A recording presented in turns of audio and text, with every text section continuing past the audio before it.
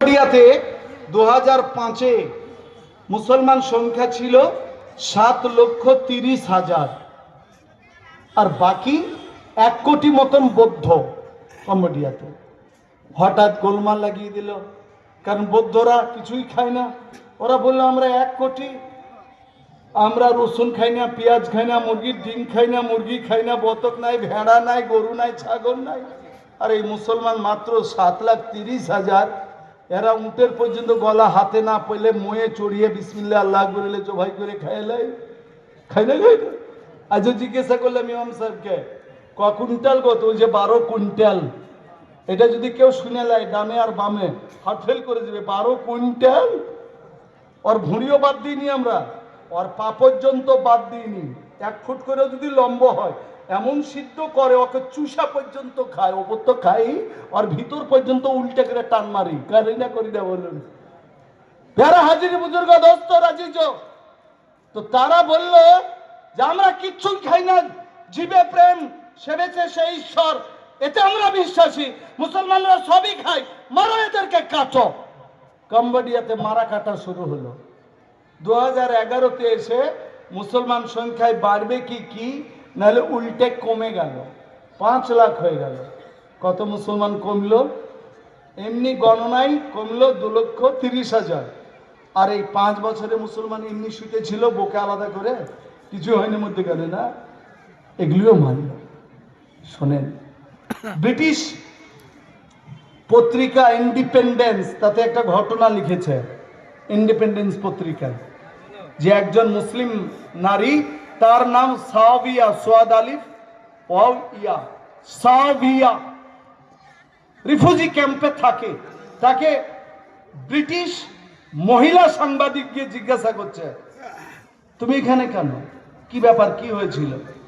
তো বলছেন 2008 সালে 22শে ফেব্রুয়ারি গোলমাল।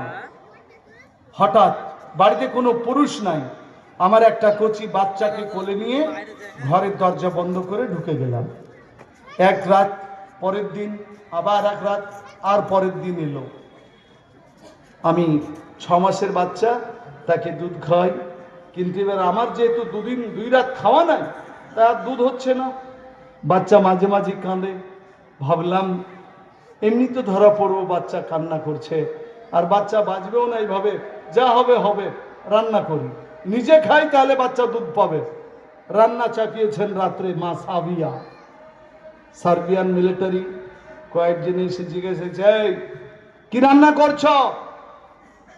স্যার সবজি, ভেজিটেবল, সবজি রান্না করছি।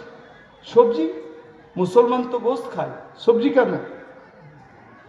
তোমরা তো গোস্ত খাও, দাঁড়াও তোমার গোস্ত আনছি।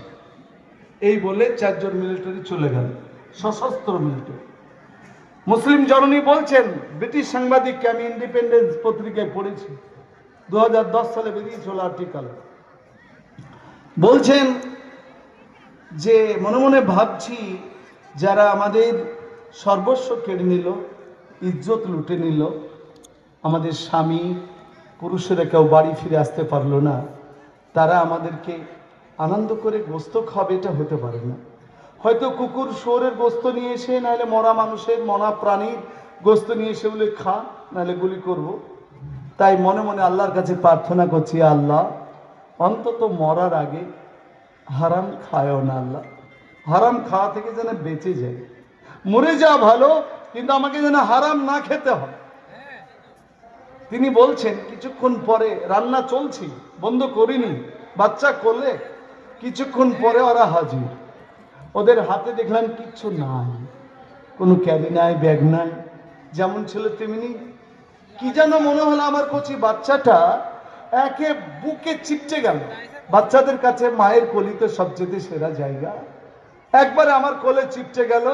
আমি উনুনে জাল দিচ্ছি চুলোতে, তারা একটু মৃদু আমার পাশে ঘোরাফেরা করতে করতেই একজনা মিলিটারি জওয়ান বিদ্যুৎ গতিতে ঝাঁপটা দিয়ে আমার বুক থেকে 6 মাসের শিশুটা কেড়ে নিল।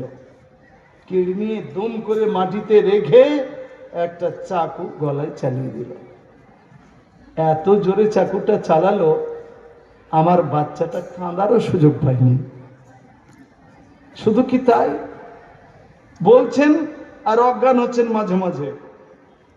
যখন সেটাও হলো, আল্লাহ যেন হিন্দু মুসলিম কোন মায়ের চোখের সামনে যেন এই ঘটনা না ঘটান, বলুন আল্লাহ। ওই মাই জানে যে মায়ের সামনে তার সন্তানকে জবাই করা হয়, ব্যথা বেদনাটা কি, দুঃখ কষ্টটা কি আমাদের উপলব্ধিতে আসবে না। আমাদের যেন কারো উপলব্ধিতে নাই আছে, এরকম ঘটনার সম্মুখীন যেন না হতে হয়, বলুন আল্লাহ। বলছেন সাবিয়া যে গলায় জবাই করার পর কচি বাচ্চার হাত পা জাঙের, কচি বাচ্চার ওই মাংসগুলি পিস পিস করে কেটে আমার সবজির হাঁড়িতে দিয়ে দিল, দিয়ে বললে এবার রান্না কর আর খা। আজ যারা এখানে রয়েছেন, এত তো দুর্দিন এখনো আপনাদের আমাদের হয়নি আল্লাহ রহমতে। এবার মনে করুন, আমি নাজমুল হক ও কাম্বোডিয়া সেন্টার রেলওয়ে স্টেশনে বসে আছি, সেই সময় কতগুলি বারমোড়া পরা ওই বৌদ্ধরা স্টেশনে প্রবেশ করলো। আমাকে কি জিজ্ঞাসা করবে তাদের ইচ্ছা মিটানোর জন্য, রাগ মিটানোর জন্য, তোমার নাম কি, তোমার ধর্ম কি জিজ্ঞাসা করবে? না মাথায় টুপি, মুখে দাড়ি, আলখাল্লা পোশাক দেখি তো ভাববে যে মালটা কোন কারখানার। আমার সামনে এসে ব্যাস চিনল। আর আমার পাশে যে একজন চশমা লাগিয়ে, প্যান্ট শার্ট পরা, পারফিউম লাগিয়ে ইংরেজি পত্রিকা খুলে পড়ছিল আর মনে মনে ভাবছিল এই জঙ্গলি মৌলবিগুলি এরা দেশকে পিছিয়ে দিয়েছে, সমাজকে পিছিয়ে দিয়েছে। এরা পলিটিক্সের কথা বলে না, ইতিহাসের কথা বলে না, রাজনীতি বা সমাজনীতির জানে না, অর্থনীতি জানে না, আমাদেরকে পিছিয়ে দিয়েছে। এই যে মনে মনে ভাবছিল, ইংরেজি পেপারটা পড়ছিল, ওই বারমোড়া পরা কয়েকটি যুবক তাদের অগ্নি ঠান্ডা করার জন্য আমাকে একটা গুলি মারলেই হতো, 6টা গুলি চালিয়ে আমাকে ঝাঁঝরা করে দিল। আমার লাল রক্ত যখন ঝরছিল, পাশে বসা যুবকটা গগলেস পরা, ভিতরটা একটু কাঁপছিল রক্ত দেখে। তাকে যখন জিজ্ঞাসা করলো হোয়াট ইজ ইয়োর নেম, এই তোর নাম কি, ও দেখলো নাম যদি বলি আমারও নাম সেরাজুল, এই মৌলবীর মতন তো আমার দুর্দশা হবে, ছাড়বে না তো। তাই কৌশল করে যেন বলল মাই নেম ইজ ডগলাস, আমার নাম ডগলাস, যেন ধরে না পাই যে কোন কারখানার। এই নামটা তো খ্রিস্টানদেরও চলবে, ইহুদিদেরও চলবে। My name is mister Douglas. বলে ডগলাস টগলাস বুঝি না, নাম ভালো করে বলো না, আমার নাম ডগলাস। শেষ পর্যন্ত তারা না বুঝে নাছোড়বান্দা হয়ে বললো প্যান্ট খোল। প্যান্ট খুললো, খাতনা করা থাকলেই সাধারণত বুঝে এরা মুসলিম। এবার এই যুবকটা যে কিছুক্ষণ আগে তির্যক দৃষ্টিতে আমার দিকে দৃষ্টিপাত করছিল, এখন ধরা পড়ে গেছে। এ যদি বলে জীবনে আমি কোনদিন নামাজ পড়িনি, জীবনে কোনদিন রোজাও করিনি, মসজিদ মাদ্রাসা কোনদিন যাইনি, ধর্মকর্ম বিশ্বাসও করি না, আমি হচ্ছি পিএইচডি হোল্ডার, আমি হচ্ছি জেনারেল লোক, ধর্মকর্ম বিশ্বাস করি না, আপনাদের মনে হয় ওই বারমুডা পড়া যুবকগুলি ওকে ছাড়বে? কি মনে হচ্ছে আপনারাই বলুন? ছাড়বে না। বরঞ্চ আমি 2-1টা গুলির আঘাতেই শেষ, ওকে পেঁচিয়ে পিছিয়ে আরো কষ্ট দিয়ে মারবে। যদি মিথ্যা কথা বলেছি, বাঁচার চেষ্টা করেছিস। এই যে আপনাদের কৃষ্ণনগর চাপড়া এলাকায় 1978 সালে দাঙ্গা হয়েছিল, সমস্যা হয়েছিল। ট্রেনে আমাদের লালগোলার কতগুলি লুঙ্গি পরা লোক শিয়ালদাতে চাকরি করতেন, ফেরার সময় ট্রেনে কতগুলি লোক উঠে পড়লো, এই তোদের বাড়ি কোথায় রে? বাড়ি যদি বলে ভগবানগোলা লালগোলা তো বিপদ। কেউ চালাকি করে বললো পাগলা চণ্ডী নাই দেবগ্রাম, পলাশি পর্যন্ত বড় জোর। তো তোদের ভাষাতে লাগছে না পাগলা চণ্ডীর লোক, মুর্শিদাবাদের দিকের ভাষা একটু আলাদা না, তোদের ভাষায় লাগছে না পাগলা চণ্ডী। তা আমার মামাকে খান সাহেব বলা হতো, মামাই আমাকে লাইনে পড়িয়েছেন। মামা তখন থেকে এত বড় একটা ডান্ডা রাখতেন, দাড়িওয়ালা লোক, এখনো বেঁচে আছেন, শেষের দিকে শরীর। তো মামা বলছেন যে ওই ট্রেনে আমাকে ওরা মারবো মারবো করছে, কিন্তু ওদের হাতও লাঠি, আমার হাতও লাঠি, তা আমাকে এখনো মার খাইতে হয়নি। কিন্তু যারা বললো পাগলা চণ্ডী দেবগ্রাম পলাশি বেথুয়া ডহরি, তারাকে বললে তোরা মিথ্যা বলছিস, লুমিতল। তখন তার এরকম স্কিন টাইট প্যান্ট ছিল না, 14টা জাঙ্গিয়াও ছিল না। লুঙ্গি তোল! শেষ পর্যন্ত লুঙ্গি কি আর তোলা যায় লোকের মধ্যে? তুলবো তুলবো করছে, 2-4টা বাড়িও পড়লো, শেষ পর্যন্ত লুঙ্গিও তুলতে হলো। দেখছি যে হারকেন জ্বলছে, খাতনা দেওয়া বেমার কি দেমার। বলতে চাইছি আপনাদেরকে, আজ যারা এমএসসি এমকম করেছি, চাকরি থেকে বঞ্চিত, তারা কি রয়টার্সে বসে লক্ষ্য করে যে আব্দুল জাব্বারের ডিগ্রি ভালো, রেজাল্ট ভালো, চাকরি দিস না, এ নামাজ পড়ে, রোজা করে, হজ করে, জাকাত দেয়, তার জন্য চাকরি দিস না? না, নামের আব্দুল জাব্বার আর বাপের নাম আব্দুল কবির, কয়েক তো নামাজ পড়ে খোঁজ নেই না। তাই যখন নাম লিখিয়েছেন, কালমা পড়েছেন, খাতনা দিয়েছেন, আপনি মুসলিম, তাই যোগীর কাছে ক্রিটিসাইজের শিকার আপনি।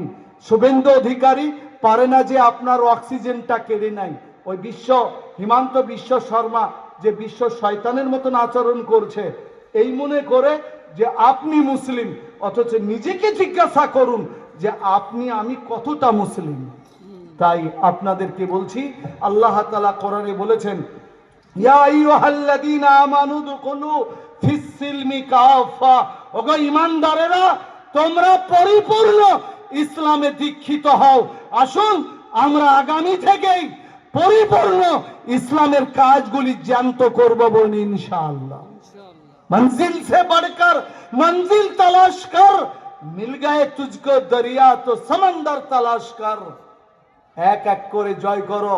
যদি নদী জয় করো তো ক্ষান্ত হয়েও না জাতি, সমুদ্র জয় করার চেষ্টা করো।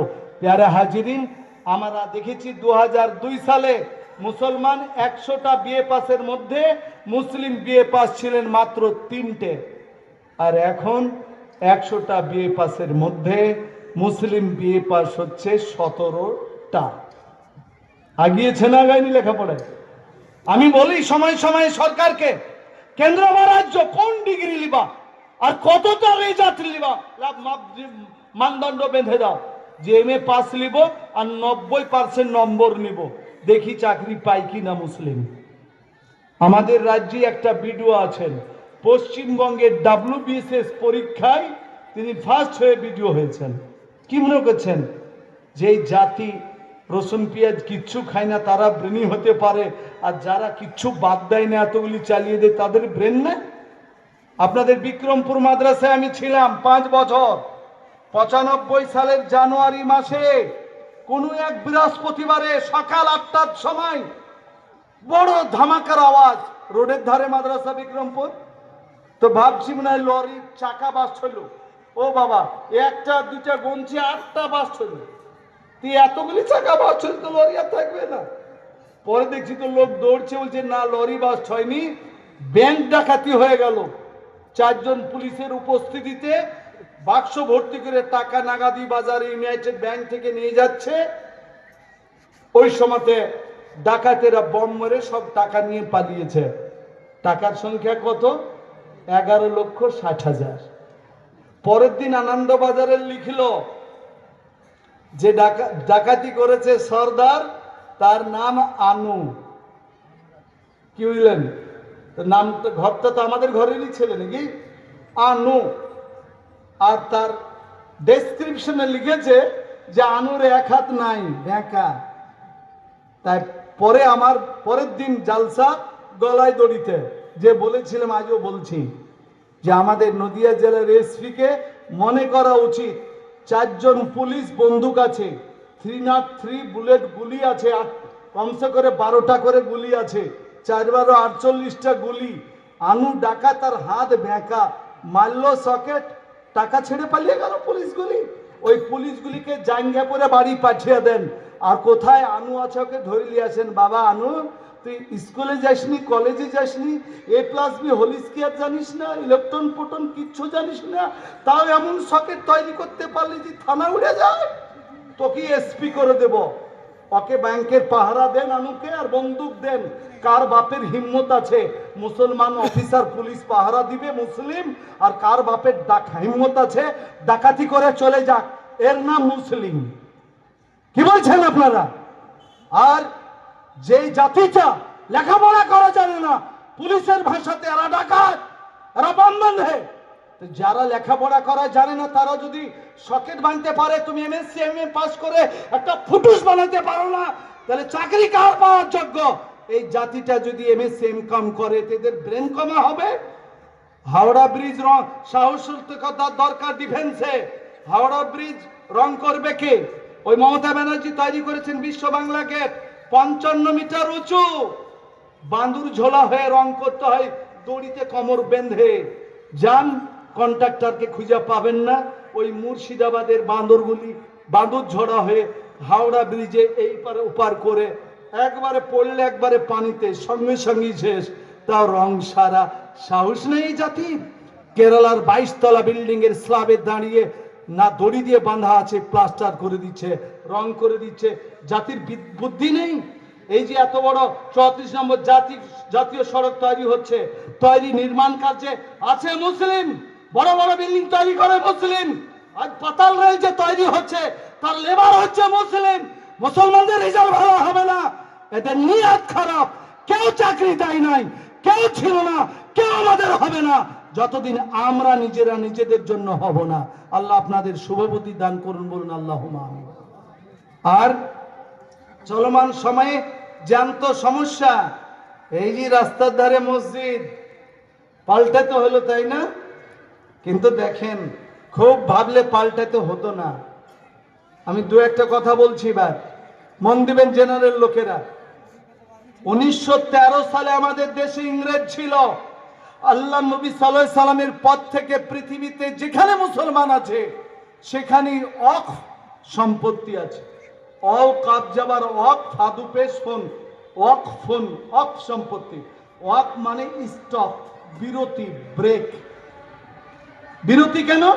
আপনি মারা গেলে আপনার জমি 2 কাঠা থাকলেও ছেলে মেয়েরা পাবে। একটা ওই যে ভাগার বিশ্বাসদের জমি এক দাগে 40 বিঘা, এখন 11 ভাই, 2 ভাই, 2 চাচার ছেলে, 11 ভাই, তো 30 বিঘাটা 11 ভাগে ভাগ হলে দাগ ছোট হবে না হবে না বলুন? ছোট হবে।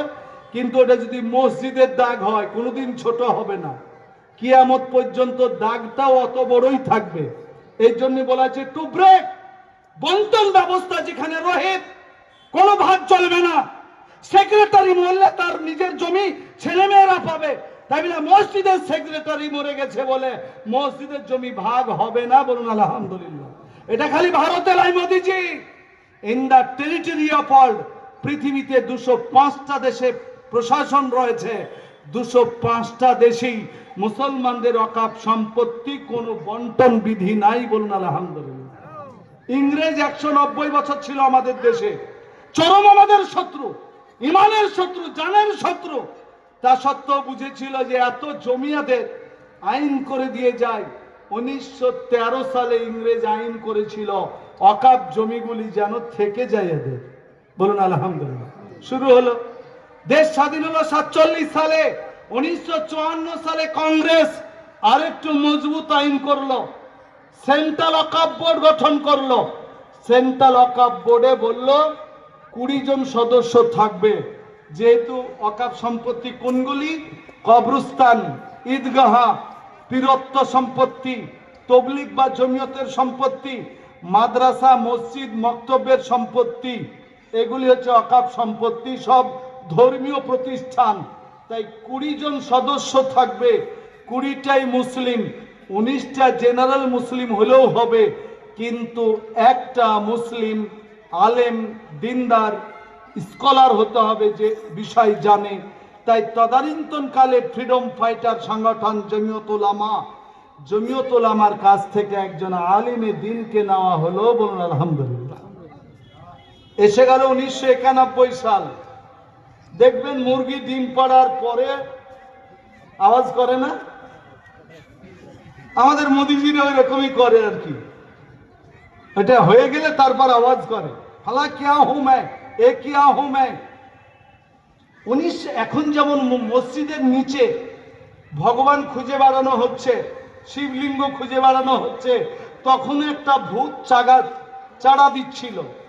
তাই আমাদের দেশের সুপ্রিম কোর্ট 1991 সালে সুপ্রিম কোর্ট রায় দিল যে বাবরি মসজিদ ছাড়া ভারতের মাটিতে যেখানে যেখানে যেই মসজিদ রয়েছে ওই মসজিদের স্থান পরিবর্তন হবে না, বলুন আলহামদুলিল্লাহ। ওই আইনে কিন্তু আপনাদেরও মসজিদ পরিবর্তন হওয়ার কথা নয়। 1991 সালে সুপ্রিম কোর্টের রায় এটা, এমনি আজগবি বলছি না মাইকে। 1993 সালে আবার সরকার আলেম ওলামাদের আন্দোলনে যে আমাদের মসজিদের জায়গা বাঁচছে না, ভাবুন, আবার আইন তৈরি হয়, তাও মজবুত হলো না। এবার আসলেন একবারে নিখুঁত একটা ভদ্রলোক, সুশিক্ষিত অর্থনীতিবিদ, কে বলুন তো? প্রধানমন্ত্রী হলেন কে? ডক্টর মনমোহন সিং। তিনি প্রধানমন্ত্রী। আমরা গেলাম খেপে, আপনাদের বাড়িতে খাওয়া লোক, 5 বাড়িতে খাওয়া লোক, যার মানা হচ্ছে না আপনাকে ওয়াকাফের জন্য আইন তৈরি করতে হবেই, কেউ যেন আমাদের ওয়াকাফ জমি নষ্ট না করতে পারে। ডক্টর মনমোহন সিং এর কাছে 24 লক্ষর অধিক চিঠি পৌঁছানো হলো। 24 লাখ তার উপরে চিঠি। চিঠিতে একটাই দাবি, ওয়াকাফ আইন চাই, ওয়াকাফ আইন চাই। ডক্টর মনমোহন সিং 2013 সালে ওয়াকাফ অ্যাক্ট নিয়ে এলেন, এমন আইন করে গেলেন আলহামদুলিল্লাহ।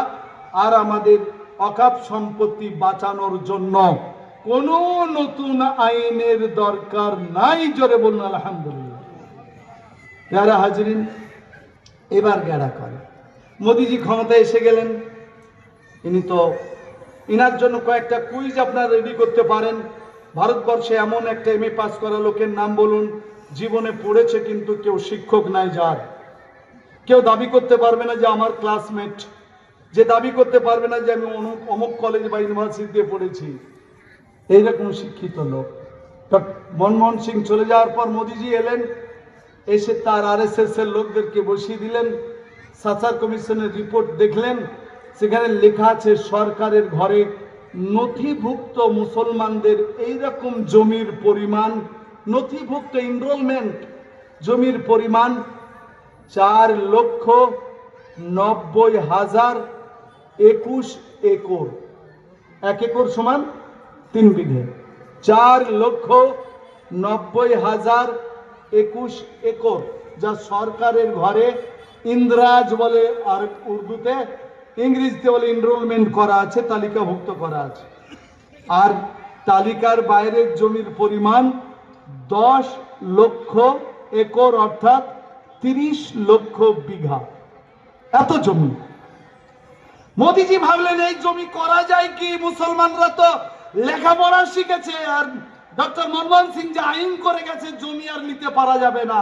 কারণ ডক্টর মনমোহন সিং যে আইন করেছে, একটা আপনাদেরকে খালি বলি, উনি বলেছেন, আইনে লিখে দিয়ে গেছেন, পার্লামেন্টে পাশ করিয়ে গেছেন, মুসলমানদের ওয়াকাফ সম্পত্তি কেউ, দেশের কোনো নাগরিক, কোনো সংস্থা, ইভেন্ট স্টেট বা সেন্ট্রাল গভর্নমেন্ট পর্যন্ত যদি দখল করে নেয়, আর দখল করার বয়স যদি 500 বছর বা অ্যাবভ, 500 বছরের ঊর্ধ্ব, 500 বছর ধরে দখল করে আছে, তবুও কিন্তু মুসলমানরা আইনের আশ্রয় নিলে লোকাল অথরিটিকে ওই জমি ফিরিয়ে দিতে হবে। জোরে বলুন আলহামদুলিল্লাহ।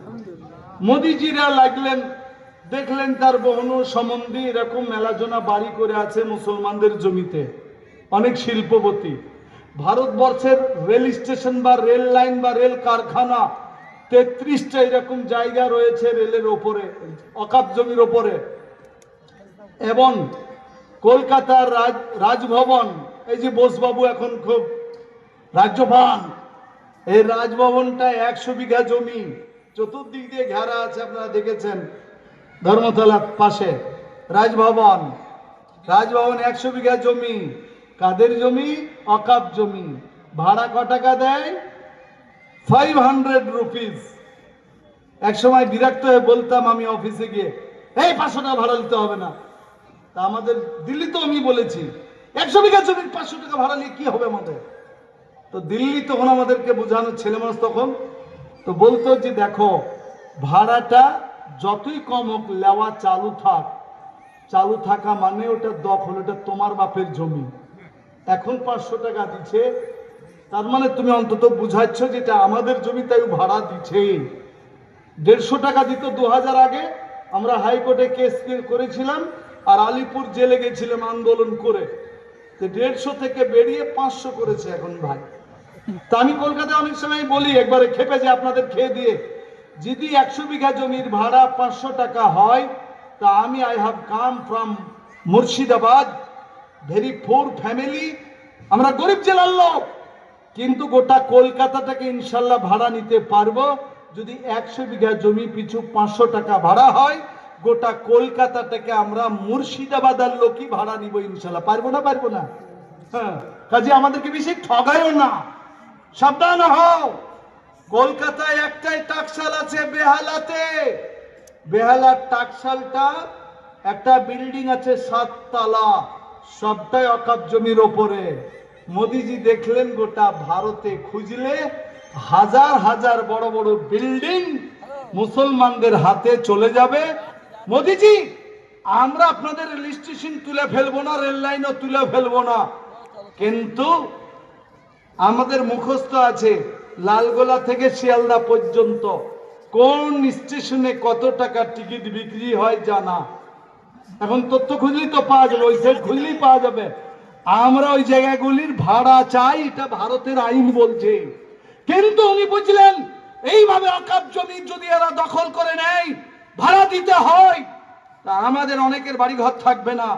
তাই 2024 সালের আগস্ট মাসে কেউ দাবি করে নাই, কেউ চিঠি লেখে নাই, হিন্দু ভাইরাও বলে নাই যে আমরা মেম্বার প্রধান হব অকাপ সম্পত্তির। অ্যামেন্ডমেন্ট বিল নিয়ে এসলো, যাক হিন্দু মুসলমান বিলে চরম বাধা দিয়ে আটকেছে। জেপিসির কাছে গেল, জয়েন্ট পার্লামেন্টারি কমিটির কাছে। আপনারা নিশ্চয় মোবাইলে ইমেল পাঠিয়ে প্রতিবাদ করেছেন না? তখন বাঁধা ছিল মোটামুটি 60 লক্ষ ইমেল গেলেই হবে। আমরা বাসি ভাত খেয়ে লেগে পড়লাম, যেহেতু আপনাদের বাড়ি খাওয়া লোক, আমাদের আন্দোলন করতে ভয় কিসে, যেখানে যাবো সেখানে তো খাবার নিয়ে লোক হাজির। এমন পরিশ্রম চালালাম, 5 কোটি 4.5 লক্ষ ইমেল গেছে, 5 কোটি 4.5 লক্ষ, তাও তাতে বঞ্চিত হওয়ার করে নাই। এখন বিলটা মাঝে মাঝে ভাবছে পাস করাবো, পাস করাবো, পাস করাবো। হয়তো চন্দ্রবাবুর কানে গিয়ে বলছে হয়তো রাষ্ট্রপতি করে দিব, নীতিশ কুমারকে হয়তো বলছে যে স্পিকার করে দিব, এরকম লোক দেখাচ্ছে। আর আমরাও ঝোলাওয়ালা লোক, তসবিওয়ালা লোক, তসবির দানা নিয়ে বেরিয়ে পড়ছি। গত বছরের শেষের দিকে চন্দ্রবাবু নাইডুর বাড়ির সামনে কারাপ্পাতে, চন্দ্রবাবু নাইডুর বাড়ি কারাপ্পা, কারাপ্পাতে গিয়ে মৌলানা সৈয়দ আরশাদ মাদানী সাহেবের ডাকে প্রায় 7 লক্ষ লোক হয়েছিল, আসর থেকে রাত্রি 10টা পর্যন্ত। চন্দ্রবাবু নাইডুর লোক এসে বলেছেন চিন্তা করেন না, আমরা আপনাদের পাশে থাকবো বলেছেন। এটা বলা, এই বলাটা যেন এখানে থাকে, ওদের মুনাফিকি করতে তো দেরি নাই। আর বিহারে নীতিশ কুমারের বাড়ির অতি দূরে গান্ধী প্যারেড গ্রাউন্ডে 5 লক্ষ লোক হয়েছিল খালি বিহারি। সেখানেও তারও লোক বলেছে এসে যে এমন আমরা সই করব না যাতে আপনাদের ক্ষতি হয়। আচ্ছা, ক্ষতিটা কেমন হবে শোনেন। নাম্বার 1 নম্বর, ওই যে বললাম যে সেন্ট্রাল ওয়াকফ বোর্ডে সদস্য কজন বলেছি মনে আছে আপনাদের কাছে? 20 জন, 20টাই মুসলমান থাকবে। এ বেটা সংশোধনী আইনে নিয়ে এসেছে 20 জনের মধ্যে 8 জন হবে মুসলিম, আর 12 জন কে হবে বলেনি, 8 জন বেঁধে দিয়েছে মুসলিম। তাহলে বাকি 12 জন অমুসলমান হবে না? হবে না?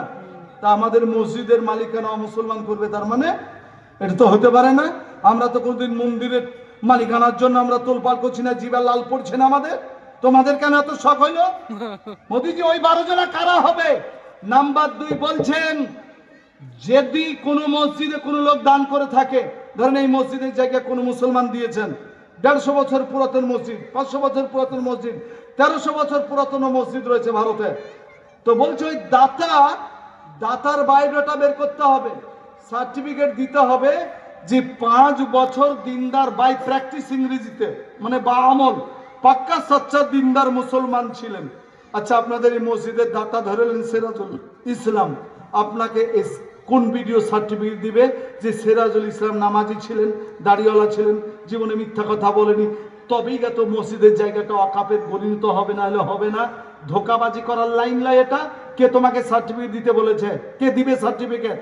তাছাড়া মাথায় রাখবেন, বাবরি মসজিদ ভেঙেছিল যারা, তাদের মধ্যে একজনা ছিল বলবীর সিং, পরবর্তীতে মুসলমান হয়ে যায়, তার নাম করেন আমির। আমির 5 বছর হওয়ার আগেই মারা যায়, 33টা মসজিদ করে মারা গেছেন। মোদিজির আইনে ওই 33টা মসজিদই মুসলমানদের থাকবে না, 33টাই থাকবে না। তারপর তিনি আইনে বলছেন 6 মাসের মধ্যে আমরা একটা পোর্টাল খুলে দিব, 6 মাসের মধ্যে সমস্ত জায়গাগুলিকে নথিভুক্ত করতে হবে। বলুন, আমি স্কুলের প্রধান শিক্ষকের ভূমিকা পালন করি, 3200 আমার স্টুডেন্ট, 2500 হচ্ছে 5 থেকে 8 পর্যন্ত। কারো সবুজ সাথী কোন সময় রেজাল্ট আমরা আপলোড করি, দেখা যাচ্ছে হ্যাং হয়ে যাচ্ছে, আজ হওয়ার কথা না পরের দিন হবে। আর গোটা ভারত জুড়ে এতগুলি জমির বায়োডাটা আপলোড করব 6 মাসের মধ্যে, এরা তো কদিন তার বন্ধ রাখবে, 6 মাস পার হয়ে গেলি আর ওই জমি আর অকাপ জমি থাকবে না। তাই এদের উদ্দেশ্য ছলে বলে কলে কৌশলে মুসলমানরা নিজেরা দান খায়রাত করে মসজিদ, মাদ্রাসা, মক্তব, খানকা এগুলিকে ধরে রেখেছে, ঈদগাহ, কবরস্থান, সেটাকেও তারা করায়ত্ত করার চেষ্টা করছে। আমাদের 10টা সংগঠন, মৌলানা মাহমুদ মাদানী, মৌলানা আরশাদ মাদানী, মুসলিম পার্সোনাল ল বোর্ড, অন্যান্য সংগঠন, তারা এক জায়গায় যৌথ স্বাক্ষর করে মোদিজিকে লাস্ট চিঠি দিয়েছেন, আপনি প্রত্যাহার করুন এই আইন। যদি না করেন তা আমরা রাস্তায় নামতে বাধ্য হব। আমাদের আবার তাজা রক্তে যদি রাস্তার মাটি লাল হয় বা জেলে আমাদের পৌঁছতে হয় তার শিকার, কিন্তু গণতান্ত্রিক পদ্ধতিতে ভারতের আইন মেনে যতদূর প্রতিবাদ করতে হয় ফুটপাত থেকে পার্লামেন্ট পর্যন্ত এর প্রতিবাদ করে যাব ইনশাআল্লাহ। সাথ দিবেন তো নাকি আপনারা? সাথ দিবেন না দিবেন না? আমি এই ভোগাবেন ফাটাকণ্ঠে বলে বেড়াই। সেদিন তহা সিদ্দি সাহেবকে পেয়েছি, মৌলানা সিদ্দিকুল্লাহ চৌধুরী সাহেবকে ফোন করেছি, কারি শামসুদ্দিন সাহেবকেও বলেছি যে একটা ছোটখাটো সভা করে হবে না। এনআরসি যেমন চাপিয়ে দিয়েছিল, গোটা গ্রাম বাংলার হিন্দু মুসলমান জাগ্রত হয়েছিল, সব জায়গায় একটা ইনকলাব এসেছিল। আপনাদের নেতৃত্বে যৌথ উদ্যোগে কলকাতার মাটিকে অচল করে দেওয়ার মতন যদি সভা সমিতি না হয়, এনআরসির বিরুদ্ধে যেমন আন্দোলন করেছিল, যুব সমাজেরা পথে নেমেছিল, রাস্তায় নেমেছিল, সর্বত্র এর প্রতিবাদ উত্থিত হয়েছিল, সেই ঝড় আর টর্নেডো যদি ওয়াকাফের ক্ষেত্র না হয় তাহলে এটাকেও রুকা যাবে না। মোদিজিরা পাশ করিয়ে নিলে আঙুল কাটা ছাড়া কোনো উপায় থাকবে না। তাই কোনোদিন ডাক পড়লে আপনারাও গণতান্ত্রিক পদ্ধতিতে সাড়া দিবেন, ইনশাআল্লাহ দিবেন তো নাকি? আল্লাহ আপনাদের এই মনের আশাকে বাসাকে কবুল করুন, আল্লাহুম্মা আমিন। আনো নিয়ে আসুন। প্যারা হাজিরিন, সময়ে সময়ে সমস্যা আমাদের পড়ে। দেখেন, এই যে মহাকুম্ভ মেলা চলছে, চলুক, বলছে 53 কোটি লোক গেছে, আরো চলে যাক, 140 কোটি লোক, যারা যাবে যাক, আমাদের কোনো আপত্তি আছে? আমরা একটা গ্রামে যদি থাকি, 10 ঘর যদি হিন্দু ভাইরা থাকেন, অ্যাকর্ডিং টু দেয়ার ফেথ, তাদের বিশ্বাস অনুসারে তারা যদি ঢোল বাজিয়ে পুজো পার্বণ করে, আমাদের কোনো যায় আসে না, করছে করবে।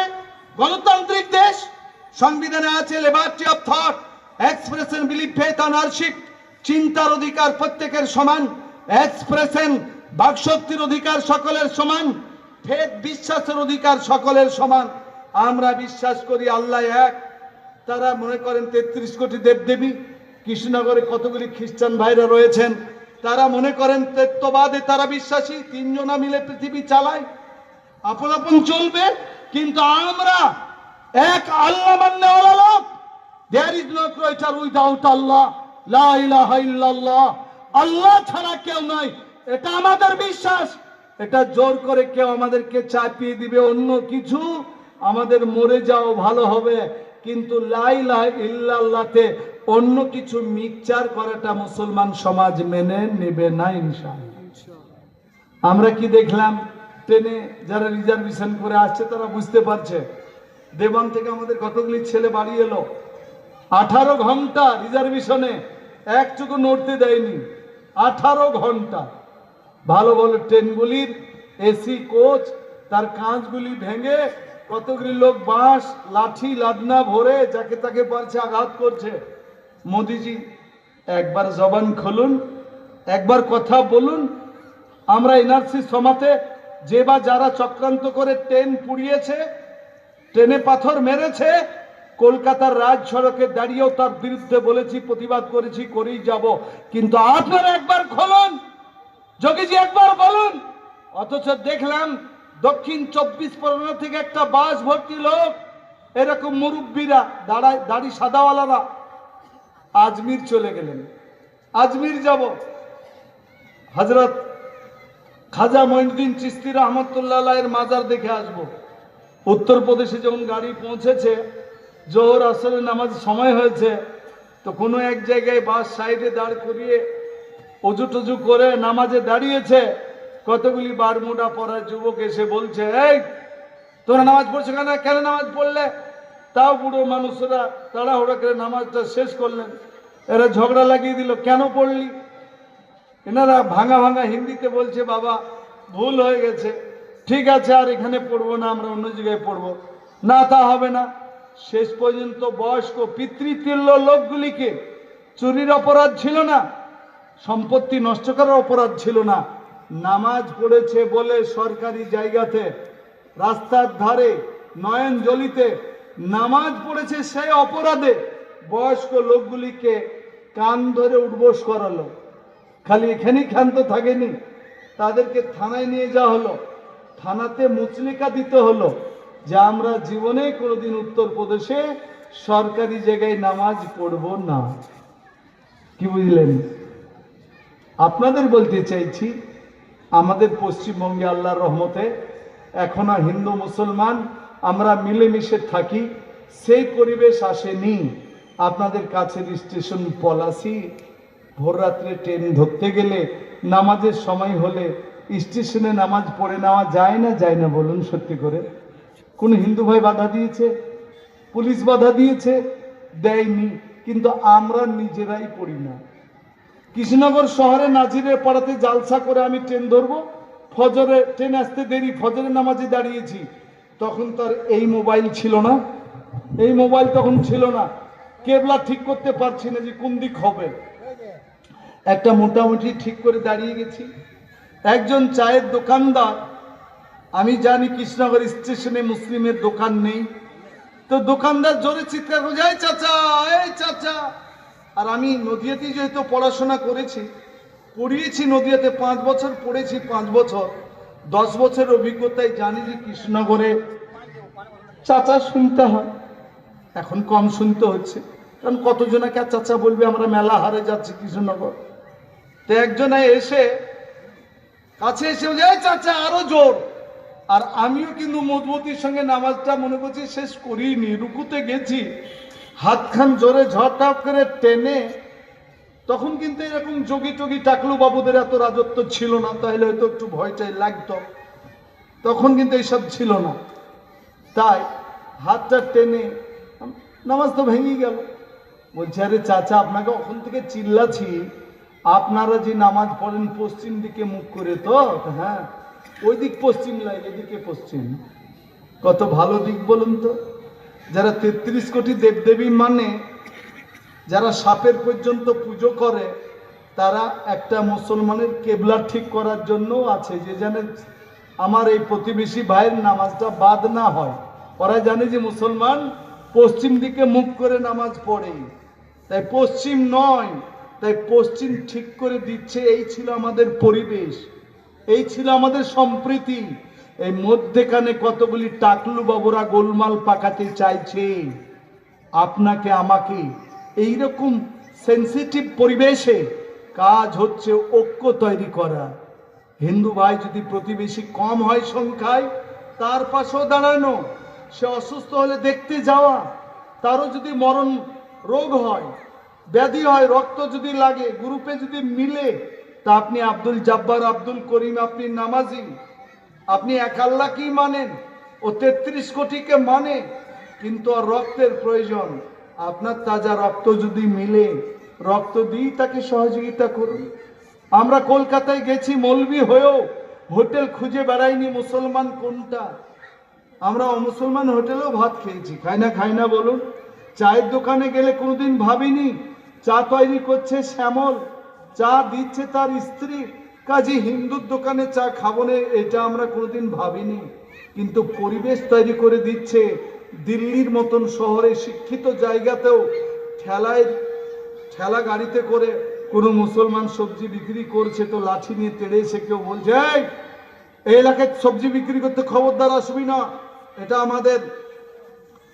আমাদের সনাতনীদের এলাকা, তোরা মুসলমান এখানে সবজি বিক্রি করতে আসবে না।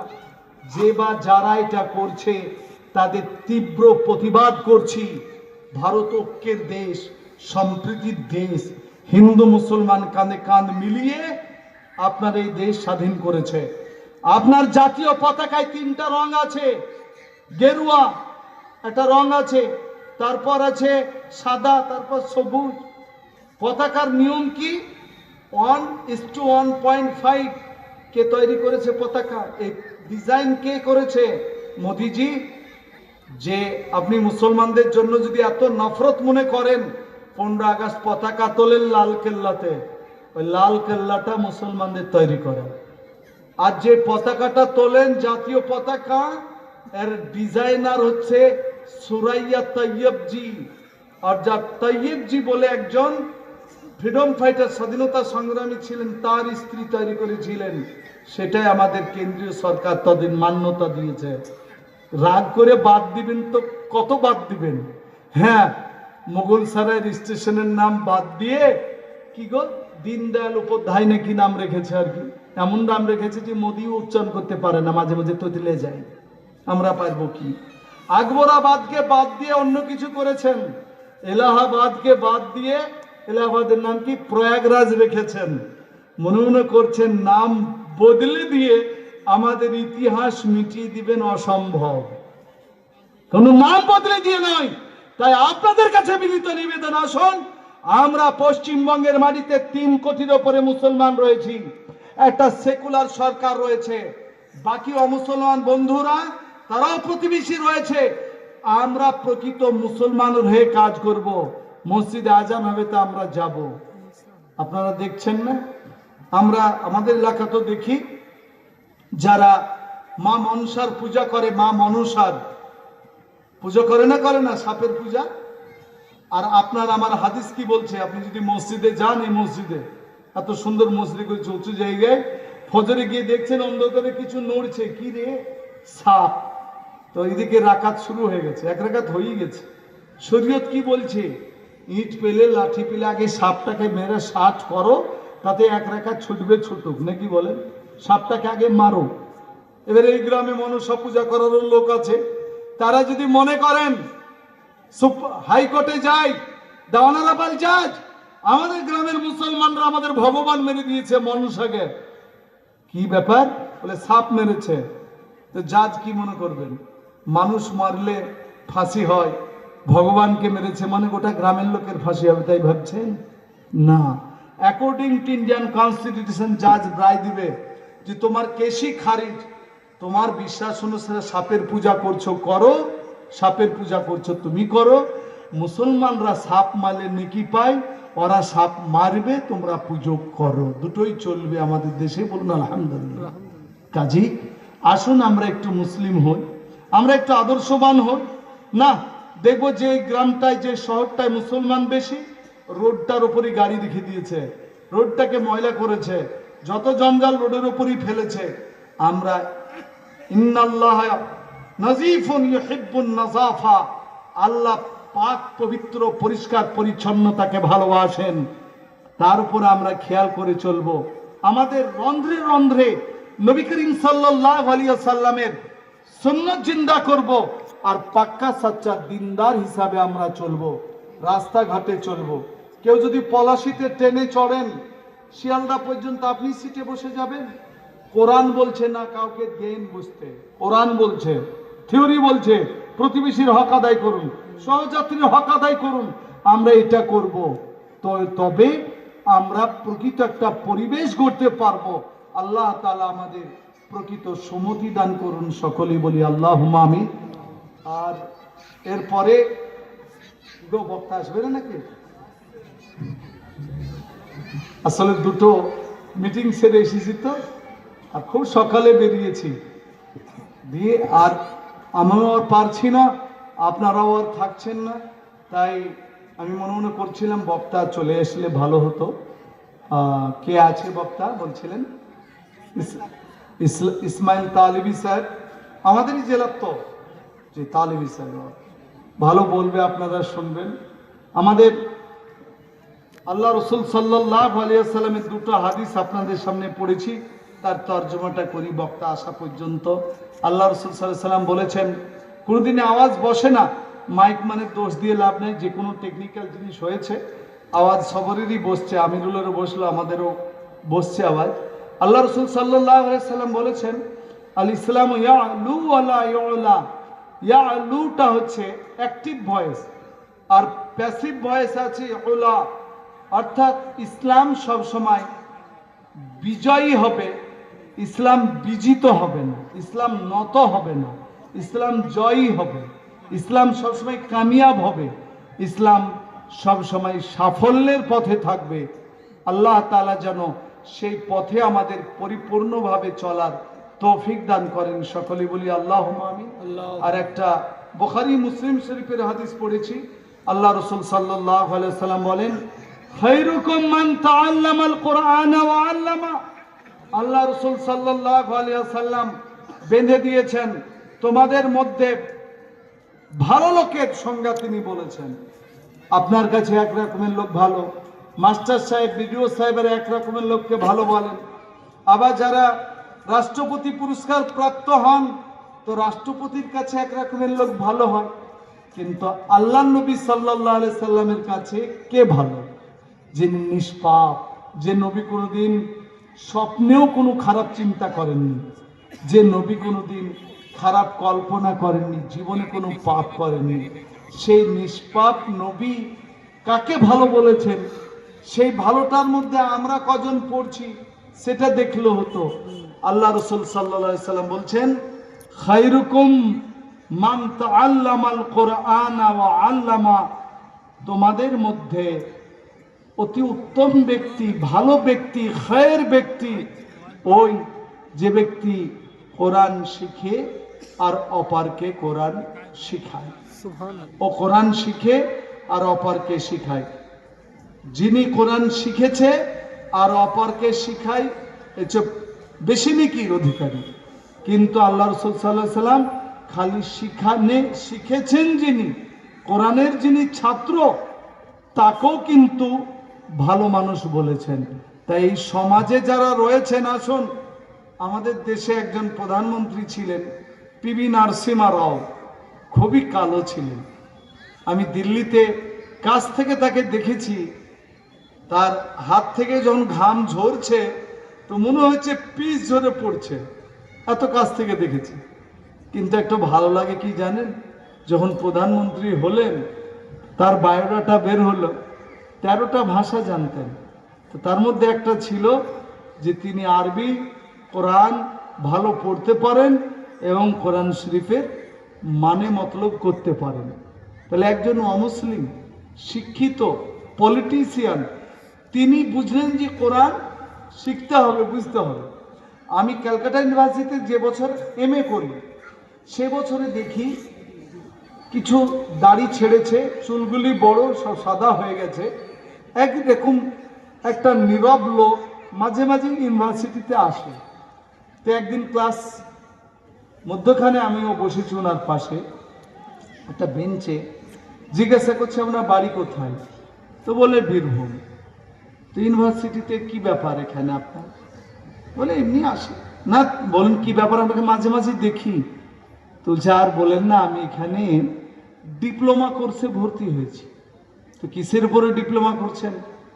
তো বলছে অনেক ধর্মগ্রন্থ পড়েছি, আমার কোরআনটা জানা হয়নি তেমন, তাই মনে হলো যে এখানে আরবি MA হয়, এর আন্ডারে আরবিতে অনার্স হয় বিভিন্ন কলেজে, তাই এখানে ডিপ্লোমা কোর্সে 2 বছরে ভর্তি হয়েছি। আরবিটা শিখলে কোরআনও পড়তে পারবো, মানেটা ভালো বুঝতে পারবো। চিন্তা করুন। তো আমি জিজ্ঞাসা করছি আপনি কি করতেন? ভাবছিলাম মনে হয় কোনো মাস্টার সাহেব হবেন, কোনো এই লাইনের শিক্ষা ডিপার্টমেন্টের লোক হবেন। তো উনি বলছেন আর জিজ্ঞাসা করেন না পেশা, না না বলুন আপনি কি ছিলেন, শুনে ভালো লাগছে, কোরআন শেখার জন্য এরকম। তো বলছেন আমি এক ভিডিও ছিলাম, অনেক বছর আমি ভিডিও হিসাবে চাকরি করেছি। আফটার রিটায়ারমেন্ট, অবসরের পরে একটু লেখালেখি করছি, তা আরবি জানার প্রয়োজন হচ্ছে, না হলে পরে ভালো কতগুলি জিনিস উদ্ধার করতে পারছি না, তাই ডিপ্লোমা কোর্সে ভর্তি হয়েছি। মুসলিম শিক্ষিত লোকদেরকে আমার অনুরোধ, একটা অমুসলিম রিটায়ার্ড করা ভিডিও, সে কোরআন শিক্ষার জন্য ক্যালকাটা ইউনিভার্সিটিতে 60 বছর পরে ভর্তি হচ্ছেন, আর আপনার মক্তবে, আপনার মসজিদে এরকম ইমাম সাহেবেরা ব্যস্ত ফ্রিতে শেখানোর জন্য। মানে না শিখুন, অন্তত শুদ্ধ করে পড়াটা শিখুন, তারপর ইংরেজি ভালো, বাংলা ভালো ট্রান্সলেশনের পাবেন, সেগুলি কিনে ব্যাখ্যা বিশ্লেষণ শিখুন। একটু আমরা আন্তরিকভাবে জাননেওয়ালা মুসলিম সাজি, শুনে শুনে আমরা কতদিন জীবন যাপন করব। তাই আপনাদেরকে কমপ্লিট মুসলিম হওয়ার জন্য আহ্বান জানিয়ে আমার বক্তব্যের ইতি টানছি। এবার আপনাদের সামনে আমাদের এই জেলার স্নেহের মৌলানা ইসমাইল তালেবী সাহেব কথা রাখবেন, সুললিত কণ্ঠে আপনারা শুনবেন। আমার ভুল ত্রুটি হলে ক্ষমা করবেন। ওয়া আখিরু দাওয়ানা আলহামদুলিল্লাহি রাব্বিল আলামিন। আসসালামু আলাইকুম।